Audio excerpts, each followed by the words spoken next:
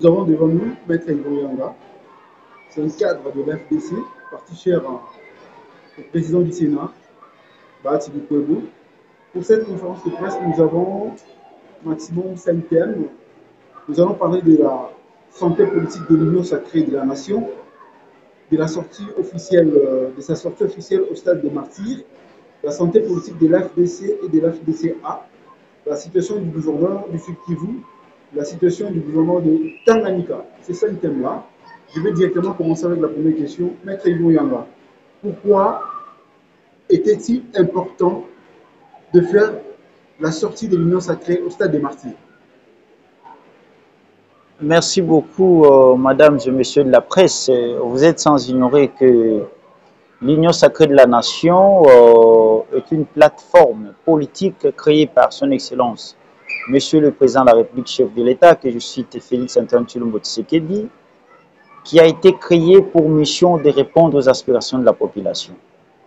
Et depuis l'accession au pouvoir de son Excellence, Monsieur le Président de la République actuelle, sa grande famille politique ou sa grande plateforme politique, l'Union sacrée de la nation, n'a jamais fait sa sortie officielle. Voilà pourquoi nous avions jugé bon de pouvoir inviter la population congolaise, et particulièrement les Quinoises et Quinoises, de pouvoir rester de leur présence pour écouter le message important qui était donné par le présidium de l'Union sacrée de la nation, qui est composé par le professeur Modeste Bahati Lukwebo, M. Bosso, le Premier ministre Sama Lukonde, le président Jean-Pierre Bemba Gombo, et puis le secrétaire général Augustin Kabouya, et puis son Excellence M. le VPM Vital Kamerhe. Il a été question au moins de prouver à la face du monde et aux Congolaises et Congolaises que l'Union sacrée de la nation est une force réelle qui regorge toute tendance de la population congolaise. Nous avons 4 langues, nous avons 4 espaces linguistiques. Il y a les Bakongo, les Bangala, les Baswahili et puis le Baluba. Et vous avez vu qu'au stade des martyrs, toute tendance était là. Toutes les langues, tous les espaces linguistiques étaient représentés. Voilà pourquoi nous, de l'Union sacrée de la nation, nous avions prouvé à la face du monde de quoi est-ce que nous sommes capables et nous espérons qu'aux prochaines élections, la population va répondre massivement à l'appel du chef de l'État pour lui permettre d'avoir le 2e mandat afin de continuer sa vision. Il était bon de nous organiser parce qu'au stade des martyrs, on peut avoir même 200 000 personnes dans les gradins, sur le terrain et en dehors du stade des martyrs. Et on avait même dépassé plus de 250 000 personnes. C'est juste pour prouver à l'opinion nationale et internationale que l'Union sacrée de la nation est une force réelle. L'Union sacrée de la nation est comparable aujourd'hui à l'ancien FTC. Selon certains disent, le membre de l'Union sacrée faisait le dialélo, ce qu'on appelle la Kinshasa, le dialélo, ce sont les dialélistes, pour flatter le président Félix-Antoine Tshisekedi, chanter pour que Félix-Antoine Tshisekedi nous aime plus davantage. Or, en réalité, la population congolaise souffre. Êtes-vous pour ou contre cet avis?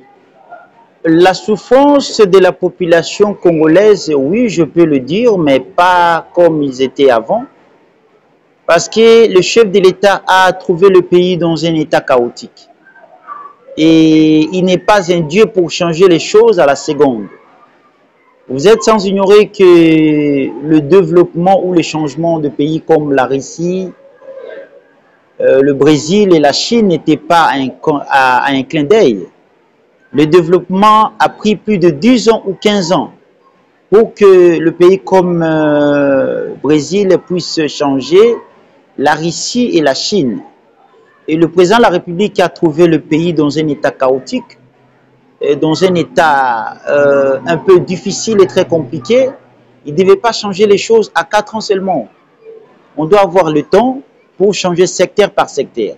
Mais dire que la population souffre, je ne peux pas dire oui. La souffrance est là, mais pas comme c'était avant. Je pense que vous êtes de la presse, vous connaissez bien ce qui se passe actuellement au pays, ce que le chef de l'État fait dans le secteur de la sécurité nationale. Il se bat jour et nuit. Comment trouver une solution pour mettre fin aux atrocités qui sévissent à l'est du pays. Le chef de l'État a respecté la Constitution au regard de l'article 46 qui parle de la gratuité de l'enseignement. Aujourd'hui, nous avons la gratuité de l'enseignement. Le chef de l'État a répondu, tant soit peu, aux aspirations de la population dans le secteur de la santé. Et je pense qu'avec le temps, plusieurs secteurs de la vie nationale vont changer. Ne venez pas ici pour nous dire que le changement d'un pays, c'est avec les bâtons magiques, vous tapez, à moins de 5 secondes, vous avez un changement. Non. On peut prendre 7 ans, 10 ans, 15 ans, et voire même 20 ans. Et le chef a demandé le deuxième mandat, on va lui accorder le deuxième mandat, et celui qui viendra après lui va faire la continuité de sa vision afin de répondre au moins à quelques secteurs de la vie nationale. Alors, je ne trouve pas vraiment raison que la population peut penser que le changement d'un pays, c'est sous forme d'un bâton magique, que les choses peuvent changer à moins d'une année. Non. Le chef de l'État a une vision et avec le temps, il va concrétiser ses promesses. Alors, l'Union sacrée de la nation, ce n'est pas les FCC. Tel que vous venez de poser la question, le Front commun pour le Congo était une plateforme. Quand je dis bien était, donc c'est déjà passé parce que ça n'existe plus. Ça n'existe que de nous. C'était une plateforme politique électorale qui était gérée par l'ancien président de la République. Mais aujourd'hui, nous avons l'Union sacrée de la nation. Alors, quand vous voulez comparer le Front commun pour le Congo et l'Union sacrée de la nation, c'est jour et nuit. Parce que l'Union sacrée de la nation a une vision. Et cette vision est gérée, est dirigée par l'actuel président de la République. Et vous sentez les retombées positives. Aujourd'hui, le président de la République, qui parlons seulement de 3 secteurs, le président de la République a fait en sorte que la paix revienne à la partie est du pays. C'est une chose qui n'a jamais eu lieu. À l'époque de Mouzé Laurent Désiré Kabila, à l'époque de l'ancien président Kabila des tristes mémoires, vous êtes sans ignorer qu'on avait des messages et des vidéos et des photos des drames qui se déroulaient à la partie est du pays. Et c'est du jour au jour qu'il y avait des morts. Mais aujourd'hui, même le Rwanda, qui nous fait la guerre par procuration à travers le M23, a compris qu'il y a un fils d'une du pays qui est déterminé à mettre fin à ces atrocités. Alors, comparer le FCC et l'Union sacrée de la nation, c'est être ignorant de la réalité du pays. Pour le deuxième secteur, le secteur de l'enseignement. Même le ministre Tony Mwaba, que je félicite en passant, c'est un monsieur qui est vraiment brave. Il prouve à la face du monde de quoi est-ce qu'il est capable. Il imprime la volonté manifeste du chef de l'État en concrétisant la gratuité de l'enseignement. Et avec le temps, nous aurons une stabilité dans le secteur de l'enseignement. Dans le secteur de la santé, l'ancien ministre qui a fait son travail, et nous attendons maintenant le nouveau ministre, parce que je crois bien qu'avec le nouveau ministre et avec son vice, qui sont tous des médecins, connaissent bien les problèmes qui gangrènent le pays dans le secteur de la santé. Et nous espérons avec conviction que les choses changeront de plus en plus. Parce qu'ils sont là pour imprimer la volonté du président de la République. En conclusion, l'Union sacrée de la nation et le FCC sont les 2 structures différentes qui impriment la vision des 2 autorités différentes. Je conclus à dire, M. Kabila à l'époque n'avait pas vraiment la volonté telle que l'actuel président est en train comment je peux dire, de manifester. L'actuel président de la République, il est partout dans tous les pays du monde, à la recherche de la paix. Il est partout dans tous les pays du monde pour dire que je n'ai pas besoin de la guerre, j'ai besoin de la paix. C'est aussi une manière de dire à la face du monde et à la communauté internationale qu'on peut connaître où la guerre va commencer, mais on ne connaît pas la date qui va s'arrêter. Je peux donner un exemple palpable. Aujourd'hui, nous connaissons que c'était au mois de février 2022 que la Russie a commencé à attaquer l'Ukraine. C'est suite à sa vision de la politique de la sécurité nationale qu'il a jugé bon que l'OTAN va entourer la Russie. Et si l'OTAN entoure la Russie, ils seront incapables de défendre la souveraineté de la Russie. Voilà pourquoi ils ont anticipé de défendre les pays qui sont proches de la Russie et les limites de la Russie et sa souveraineté nationale. Mais avant d'y arriver là, la Russie avait fait 9 ans qu'il a fait le tour du monde, qu'il a crié partout, qu'il a demandé de ne pas avoir les forces de l'OTAN dans le pays qui entoure la Russie. Mais aujourd'hui, il a décidé d'attaquer l'Ukraine. Voilà la vision du président de la République. Lui ne veut pas la guerre. Lui ne veut pas les morts. Lui ne veut pas le changement dans le continent africain. Mais il veut la paix. Et avant de faire la paix, il faut d'abord commencer par les négociations, par la politique diplomatique. Et si nous n'y arrivons pas à avoir une suite favorable et réservée, je crois bien, même les opposants, qui sont aussi les Congolais, ont raison de dire au chef de l'État de faire la guerre au Rwanda. Et je crois bien, avec la volonté manifeste du président de la République, si les stratégies diplomatiques, la politique de la diplomatie au niveau africain, au niveau international, ça ne marche pas, nous finirons à faire la guerre avec le Rwanda. Parce que nos frères et sœurs qui vivent à l'est du pays sont comme moi et vous. Ils ont droit à la protection, ils ont droit à la vie. Et si le Rwanda continue à faire la guerre par procuration via les M23, je pense bien que la politique du chef de l'État va changer pour mission, de mettre fin aux atrocités qui vivent à l'est du pays.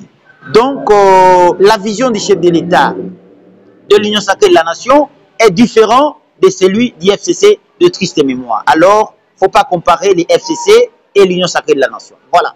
Très bien. Déjà, nous avons une question. Je suis Jean Moïse, journaliste de l'État de télévision.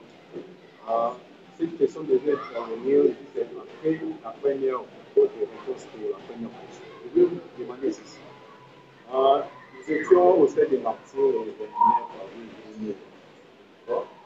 Quand même, on a vu au début, c'est-à-dire avant le début, le stade était vraiment plein. Le stade a reculé du monde. Mais par après, lorsque les présidents ont fait leur entrée, lorsque les présidents ont fait leur entrée, on a remarqué l'espace public. Êtes-vous sûr que le message que les membres du président ont lancé concernant la santé officielle de l'UNICEF, parce que cette communication-là était vraiment passée comme il fallait. Qu'est-ce que vous pouvez dire? Merci beaucoup. C'est une question très pertinente et importante. Le message était bien passé. Et la population congolaise avait suivi le message. Même ceux qui ne vivent pas ici au pays, même à l'extérieur du pays, ils avaient suivi le message à travers les médias, à travers vous, de la presse. Donc, je ne pense pas qu'il y avait un préjudice qui avait causé lors de l'entrée du président de l'Union sacrée de la nation. Alors, parce que les opposants ont vraiment pris ces images là pour utiliser ça comme des armes. Parce que cela n'est pas une manière de décourager les autres pour l'attention, soit pour continuer cette initiative. Et je ne pense pas. Le plus important était la présence de la population. La population était présente au stade de martyrs, à l'intérieur, tout comme à l'extérieur. Et la mission a été accomplie. Je pense que si vous voulez nous coter, je ne sais pas si vous allez nous coter 300% ou 400%, parce que le stade des martyrs était envahi et inondé. Imaginez que dans les gradins était full, sur le pelouse et à l'extérieur. Donc, je pense que la motion que vous allez nous donner, c'est la plus grande distinction et non chercher autre motion. Voilà. Aujourd'hui, la FDC a eu le soutien du chef de l'État qui est s'il arrivait que le président Félix Tshisekedi a reçu pour son deuxième mandat et que le gâteau n'est pas bien partagé, que fera mon frère, monsieur le journaliste, une question très sage. Je réponds en toute sincérité que nous ne sommes pas là pour le poste. La FDCA du professeur Modeste Bati, vous êtes sans ignorer que il a commencé à soutenir le chef de l'État depuis que nous étions en dehors des affaires. On était au FCC et il y avait des propositions pour déstabiliser le chef de l'État au sein du FCC. Et nous avions dit non à la réunion du bureau politique. C'est là où la guerre a commencé. Nous avons quitté le FCC sans pour autant avoir l'espoir d'être appelés, proposés par l'ancienne coalition cash. Mais pour nous, c'était bon de soutenir le président de la République actuelle. Et on n'avait pas de conditions qu'on avait posées au chef de l'État. On a fait 2 ans en dehors des affaires, mais on soutenait toujours le chef de l'État. Alors, votre question est de savoir s'il y a une discrimination à outrance ou l'injustice est à ciel ouvert et que le partage du gâteau n'est pas bon pour l'AFDC du professeur. Quelle serait la réaction de l'AFDC? Oui, je peux dire que nous ne sommes pas là pour le poste. Nous avons d'abord une vision, accompagner le président de la République et le soutenir. Moi qui vous parle, je suis secrétaire national adjoint en charge de l'implantation du parti et je suis chargé du pré-campagne du président de la République, chef de l'État actuel. J'ai déjà fait plus de 15 provinces de la RDC, dont j'avais un message important du professeur Modeste Batiloukobo d'informer à la population congolaise que l'AFDC, en tant que première force de la RDC, est derrière le président de la République. Et depuis le 26 juillet 2021, nous, la FDCA, nous avions décidé en âme et en conscience que notre candidat s'appelle Félix Antoine Tshilombo Tshisekedi. Donc, l'option de nous voir désassoiffés de pouvoir, nous ne sommes pas là. Nous sommes une vraie force, une force réelle. Et nous avions accepté de soutenir le président de la République. Maintenant, s'il y a une discrimination, je ne pense pas. Parce que l'actuel chef de l'État, que je connais bien, le président Félix Antoine Tshilombo Tshisekedi, c'est un homme honnête et sincère. C'est un homme qui respecte ses engagements. Il connaît la force de la FDC. Il sait que nous avons 41 députés nationaux. Il sait que nous avons 70 députés provinciaux. Il sait que nous avons 13 sénateurs. Il sait que nous avons une force qui est réellement derrière lui. Et le professeur Modeste Batiloukobo, c'est un homme honnête, c'est un homme sincère qui respecte ses engagements. Ce n'est pas un hypocrite qui est la journée avec les chefs de l'État et la nuit il est avec les autres. Non, il n'est pas comme les autres formations politiques qui complotent contre les chefs de l'État. Mais nous connaissons que le chef de l'État a la bonne volonté. Il sait l'honnêteté et la sérieuxité et la sincérité du professeur Modeste Batiloukobo, qui a pris l'engagement de lui soutenir et de lui donner une majorité très écrasante aux prochaines élections présidentielles et législatives. Mais ce qui bloque au sein de l'Union sacrée, entre autres, ce sont des gens qui ont des agendas cachés contre la FDC. Je peux dire que la FDC n'a pas peur de quelqu'un. La FDC a un allié de taille, a un allié sincère qui s'appelle l'UDPS, le parti cher du président de la République, qui est géré par le CG Augustin Kabouya. Nous avons l'honnêteté et la sincérité de travailler avec l'UDPS. Mais il y a ceux-là qui courent derrière l'UDPS, jour et nuit, pour parler du n'importe quoi au nom du professeur Modeste Batiloukobo et au nom de la FDC. Je vous informe, en ma qualité de communicateur attitré de la FDC et de la FDCA, que la FDC du professeur Modeste Batiloukobo, c'est une formation politique qui est gérée par un homme honnête et sincère. Il a promis au chef de l'État un soutien. Il a promis au chef de l'État le deuxième mandat. Nous y arrivons jusqu'au bout du mandat du président de la République, Félix Antoine Tshilombo Tshisekedi. Quelle que soit la mauvaise volonté de ceux-là qui font des mauvaises propagandes contre le professeur Modeste Batiloukobo, nous avions déjà décidé en date du 26 juillet 2021 que nous allons soutenir le président de la République, Félix Antoine Tshilombo Tshisekedi, quelles que soient les embûches. Parce que c'est un homme honnête et sincère qui respecte ses engagements et nous y croyons. S'il y avait de dérapage, s'il y avait des réparations au niveau des postes de responsabilité, le chef de l'État, c'est un homme honnête et sincère. Je crois bien que tout ira bien, aux jours à venir. Je ne pense pas que la FDC peut avoir une nouvelle option de changer d'avis, de soutenir un autre candidat, parce que le professeur Modeste Batil Kobo, c'est un homme honnête et sincère, et nous avions déjà pris l'engagement, nous allons le respecter, et nous allons soutenir le président de la République, Félix Antoine Tshisekedi, quelles que soient les ambitions. Voilà.